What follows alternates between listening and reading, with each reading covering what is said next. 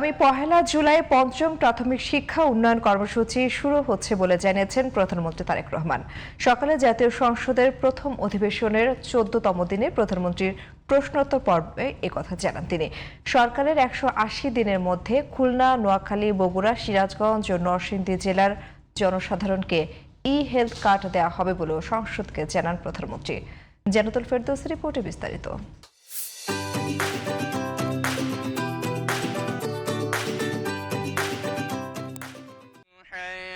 ৪ দিনের বিরতির পর সকাল ৯টায় শুরু হয় সংসদের প্রথম অধিবেশন। এতে সভাপতিত্ব করেছেন স্পিকার হাফিজউদ্দিন। আসসালামু আলাইকুম ওয়া রাহমাতুল্লাহি।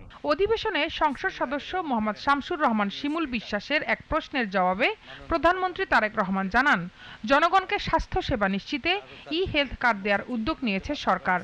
এ বিষয়ে একটি প্রকল্প অনুমোদনের অপেক্ষায় রয়েছে বলেও জানান তিনি।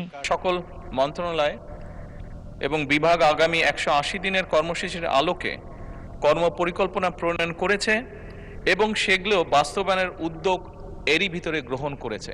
চট্টগ্রাম ৭ আসনের সংসদ সদস্য হুম্মাম কাদের চৌধুরীর প্রশ্নের জবাবে তিনি বলেন, ১ জুলাই থেকে ৫ বছর মেয়াদী পঞ্চম প্রাথমিক শিক্ষা উন্নয়ন কর্মসূচি শুরু হতে যাচ্ছে।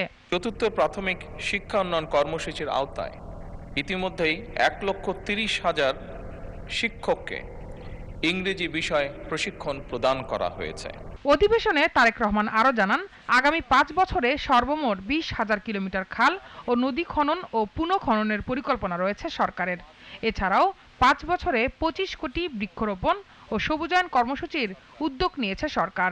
আমরা দেশে ৫ বছরে ইনশাআল্লাহ ২৫ কোটি বৃক্ষ রোপণ করব এবং এই বৃক্ষরোপণেও বিভিন্নভাবে সমাজের খেটে খাওয়া বিভিন্ন মানুষ বিভিন্নভাবে উপকৃত হবে। তিনি আরও জানান, পর্যটন খাতকে এগিয়ে নিতে গৃহায়ণ মন্ত্রণালয়ের অধীনে কুয়াকাটার ৭ উপজেলায় Payra Kuakata comprehensive plan focusing on eco tourism শীর্ষক একটি পর্যটন প্রকল্প পরিকল্পনা করা হয়েছে। Payra Kuakata comprehensive plan focusing on eco tourism শীর্ষক গৃহীত পরিকল্পনা বাস্তবায়নের জন্য বর্তমান অ্যাকশন এরিয়া প্ল্যান তৈরি করা হচ্ছে। মসজিদ মাদ্রাসার খতিবদের জন্য সরকারের পক্ষ থেকে সহযোগিতা দেওয়ার কথাও জানান প্রধানমন্ত্রী।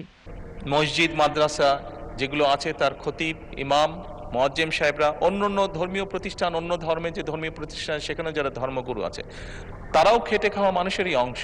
তাদেরকেও সহযোগিতা করার জন্য আমরা সরকার থেকে সম্মানীর ব্যবস্থা করব বলেছিলাম এবং সেটির কাজও আমরা শুরু করেছি। মাননীয় স্পিকার। জান্নাতুল ফেরদৌসী, জিটিভি নিউজ, ঢাকা।